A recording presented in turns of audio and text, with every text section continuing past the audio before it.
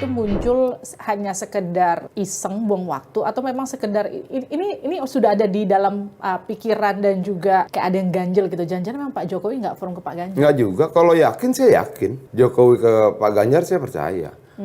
Sekian banyak peristiwa itu kan sudah terjadi berkali-kali yang menunjukkan dia sangat berpihak pada Pak Ganjar. Ya. Proses yang kita lewati sebagai sama kader partai juga sudah cukup panjang. Kan.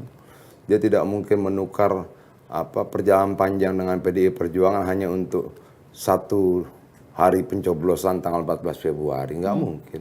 Tapi Bang Adian kalau ngelihat dari ketika Pak Jokowi ketemu relawan beberapa kali, ini kurang lebih kalau saya menghitung ada sekitar 2 kali ada pernyataan yang disebut Pak Jokowi, salah satunya soal pilihlah pemimpin yang pemberani, pilihlah pemimpin yang kemudian kira-kira bisa meneruskan apa yang sudah dikerjakan Pak Jokowi. Kenapa kira-kira Pak Jokowi nggak langsung mention Pak Ganjar aja, pilih Pak Ganjar? Begini, sebagai presiden dia nggak bisa. Makanya ketika dia bicara dengan saya juga tidak dalam kapasitas dia mengumumkan pada publik, membisik-bisik Ganjar, gitu loh.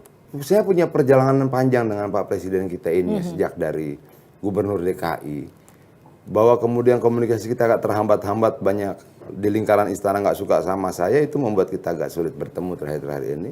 Tapi saya percaya bahwa Presiden tidak punya pretensi negatif apapun tentang saya. Saya nggak pernah minta proyek, nggak pernah minta duit, nggak pernah saya datang cuma bawa masalah demi masalah yang menurut saya sudah menjadi tugas dia untuk menyelesaikan masalah itu. Kan kita memilih dia untuk menyelesaikan masalah.